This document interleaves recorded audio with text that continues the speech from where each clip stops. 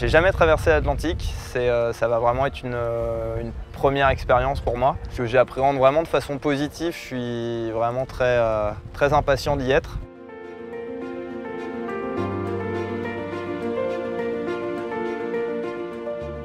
Je suis originaire de la baie de Morlaix, donc je suis né vraiment au bord de l'eau. Tout jeune, j'ai eu la chance de pouvoir naviguer avec mes parents qui avaient un bateau. Et donc je suis né dans ce monde-là. J'ai fait de la voile, de l'optimiste très jeune et je suis toujours resté en contact très rapproché avec la mer et les bateaux. Donc c'est sûr que c'était quand même un avantage dès le début. Et voilà, c'est sûr que là, du coup maintenant, traverser l'Atlantique sur un bateau comme ça, c'est un rêve qui se réalise, quoi.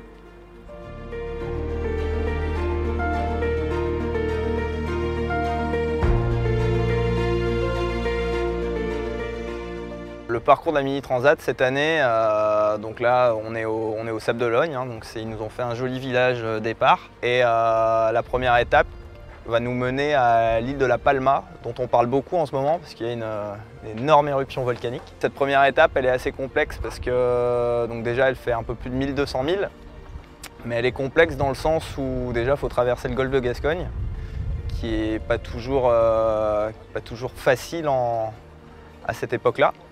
Et ensuite, on a la partie long du Portugal qui généralement génère beaucoup de vent. Donc ça va être une étape assez engagée, je pense. Il va falloir quand même préserver le matériel, essayer de ne pas faire les foufous tout de suite. Là, on part quand même sur une manche qui va durer entre 7 et 10 jours. Donc il va falloir se gérer, s'économiser et surtout préserver le matériel en vue aussi de la deuxième étape. C'est la grande étape, parce que c'est la traversée atlantique, donc c'est le moment qu'on attend tous aussi.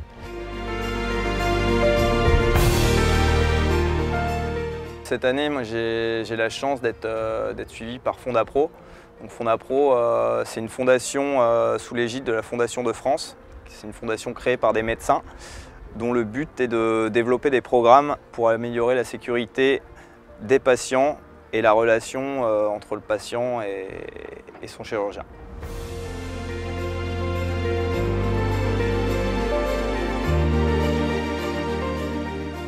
Faut savoir tout faire sur un petit bateau comme ça, c'est un concentré de technologie. Faut savoir bricoler, il faut savoir faire de l'électronique, il faut savoir naviguer aussi, mais il faut savoir également faire de la météo. C'est vraiment très complexe. La préparation physique, moi j'ai un métier qui est quand même relativement physique, donc je me suis aussi entretenu comme ça. Il faut quand même faire un petit peu de foncier, un petit peu de piscine, des sports extérieurs, du kite. Je ne fais pas que du mini, j'ai d'autres supports nautiques aussi, donc ça entretient un petit peu, mais c'est vrai qu'il faut se dire que dans tous les cas, pendant cette régate, il est probable qu'on perde quand même beaucoup de muscles des jambes, parce qu'on passe quand même la majeure partie de notre temps assis. Donc généralement on se développe du haut et on perd du bas. Et on perd du poids aussi.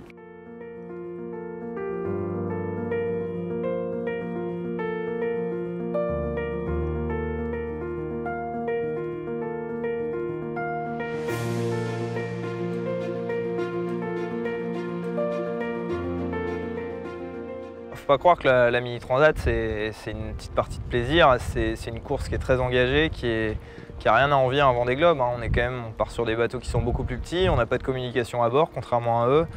On est vraiment complètement coupé du monde et le niveau technique demandé est tout aussi important, voire élevé que celui nécessaire pour faire un Vendée Globe. On va passer en cumulé pas loin de 20-25 jours en mer tout seul. Et il faut savoir qu'on est quand même seul maître à bord. Et une chose est sûre, c'est qu'on n'a pas le droit de tomber à l'eau. Parce que, comme le dit le directeur de course, si on tombe à l'eau, on est mort.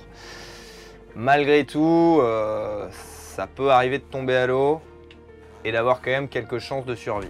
Et pour mettre toutes les chances de son côté, moi j'embarque en permanence, j'aurai accroché sur moi lorsque j'aurai pas mon gilet, parce que le gilet, des fois, on est obligé de l'enlever pour manœuvrer ou quand on est obligé de se changer. Mais cette banane là, c'est une petite sacoche dans lesquels j'aurai toujours une balise de détresse. Voilà, pour pouvoir me repérer. J'ai un sachet de fluorescéine, c'est un sachet qu'on balance dans l'eau qui est toujours vraiment visible. Un couteau, ça peut servir aussi.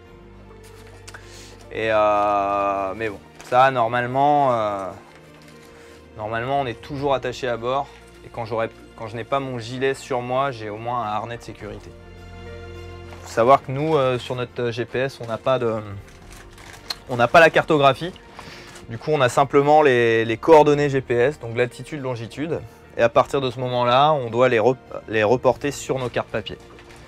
D'ailleurs, la direction de course nous impose de tenir un petit livre de bord. Donc, ça va être un petit carnet comme ça, sur lequel on va devoir mettre 2 fois par jour notre position, notre cap, notre vitesse, la distance parcourue. On va parler un petit peu de la météo, la pression atmosphérique, l'allure à laquelle on est du vent et les conditions de mer aussi rencontrées.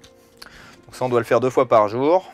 Après aussi, on a un livre de bord, ça peut être consacré à raconter ce qu'on fait, hein, comment on vit nos journées, ce qu'on fait à bord, quand on va dormir. Et tout ça, c'est la direction de course veut en prendre connaissance après notre aventure. Puis à côté de ça, ça fait un joli souvenir une fois qu'on est rentré chez soi. Ce qui fait la beauté de cette classe, justement, c'est l'entraide qui est entre les coureurs, c'est la générosité des gens, c'est l'ambiance en fait générale. Je veux dire, là on a un village magnifique et tous les soirs on se retrouve les uns les autres à discuter de tout et de n'importe quoi. On n'est pas forcément focus sur la course, surtout une semaine avant.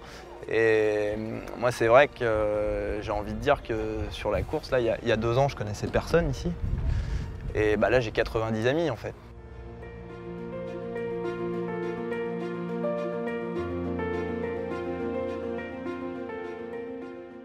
Je pense que le jeu va être très ouvert là, sur cette transat, hein, au niveau des séries. Hein, je pense qu'on est une quinzaine de coureurs à vraiment pouvoir prétendre à un podium.